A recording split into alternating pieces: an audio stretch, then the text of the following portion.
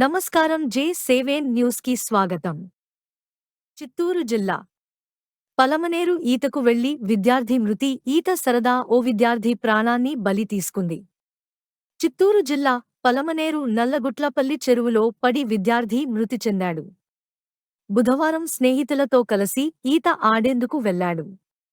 చెరువులో ఈత కొడుతుండగా లోతుకు వెళ్లి ఊపిరాడక విద్యార్థి మృతి చెందాడు. ఘటన స్థలాన్ని గంగవరం సిఐ చిన్నగోవిందు సందర్శించారు. మృతదేహాన్ని వెలికితీచి పోస్టుమార్టం కోసం పలమనేరు ప్రభుత్వాసుపత్రికి తరలించారు. మృతుని వివరాలు తెలియాల్సి ఉంది.